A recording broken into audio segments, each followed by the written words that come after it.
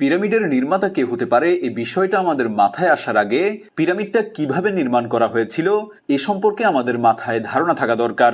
বর্তমান অত্যাধুনিক জামানার তথ্য প্রযুক্তির যুগে নাসার বিজ্ঞানীরা ভিন গ্রহে এলিয়েনদের সন্ধান পেয়েছে বলে আত্মতৃপ্তির শেষ নেই। মনে হচ্ছে পুরো মহাবিশ্বের তথ্য হাতের মুঠোয় আনতে পেরেছে, অথচ এর পেছনেও তাদের পর্যাপ্ত পরিমাণ প্রমাণাদি নেই।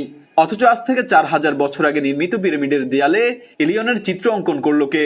বর্তমান অত্যাধুনিক জামানায় বিদ্যুতের আবিষ্কার হলো, অথচ 4000 বছর পূর্বে প্রাচীন যুগে হেলিকপ্টার ও বৈদ্যুতিক বাল্বের ছবি কে কিভাবে পিরামিডের দেয়ালে অঙ্কন করলো? কে জানতো তখন থেকে 4000 বছর পর সাবমেরিনের আবিষ্কার হবে, আর সে সাবমেরিন 4000 বছর পূর্বেই পিরামিডের দেয়ালে অঙ্কন করলো? বিবেকের চশমা দিয়ে দেখতে থাকুন, ভাবতে থাকুন, সব উত্তর পেয়ে যাবেন। বড় পিরামিড, যেটাকে খুফর বলা হয়, এটা নির্মাণ করতে 23 লক্ষ ব্লক ব্যবহার করা হয়েছিল। এর সর্বনিম্ন ছোট ব্লকটির ওজন 27,000 কেজি।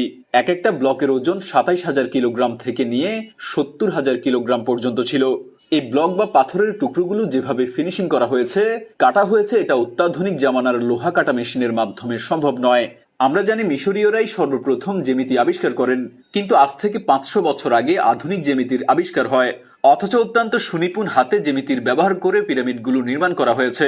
খুফর পিরামিডের সাথে 3টি পিরামিড 3টি তারকাকে লক্ষ্য করে।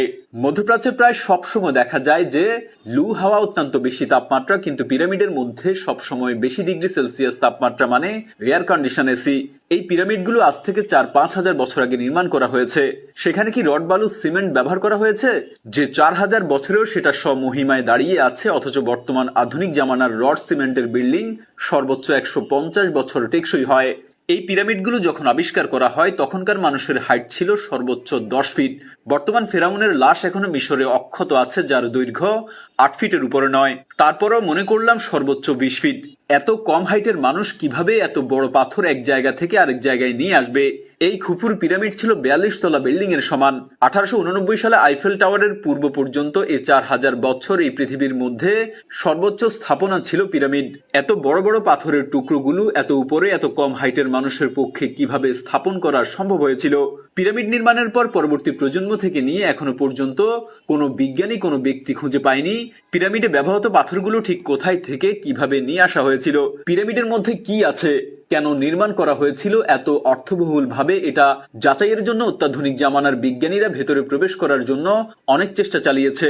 সর্বশেষ ক্যামেরা পাঠিয়ে ডানে বামে 2-1টি ছবি তোলার পর ক্যামেরাটি অটোমেটিক বন্ধ হয়ে গেছে।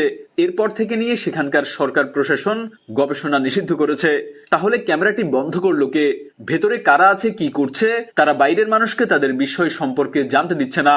আমেরিকা পিরামিডের দেশ নয়, পিরামিড তাদের প্রতীকও নয়। অথচ $1 মধ্যে দেখা যাচ্ছে পিরামিডের ছবি এবং মাথার উপর দেখা যাচ্ছে একটি চোখ।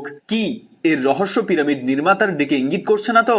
মিশরীয় সভ্যতা অনেক উন্নত ছিল, তাদেরকে আল্লাহ তাআলা অনেক উন্নত করেছিলেন, অনেক উন্নত বানিয়েছিলেন, কিন্তু তারা আল্লাহকে মেনে চলেনি, এজন্য তারা ধ্বংস হয়ে গিয়েছিল। আমরা তাদের 1/10 উন্নত হতে পারিনি, মানে 10-এর 1 অংশ উন্নত হতে পারিনি। আল্লাহ সুবহানাল্লাহ তাআলা বলেন, তাদের পূর্ববর্তীরাও সত্যকে মিথ্যে বলে অস্বীকার করেছিল। আমি তাদেরকে যা দিয়েছিলাম এরা তার 1/10 পায়নি। তবুও এরা যখন আমার রাসূলগণকে অস্বীকার করেছিল তখন কত ভয়ঙ্কর হয়েছিল আমার শাস্তি।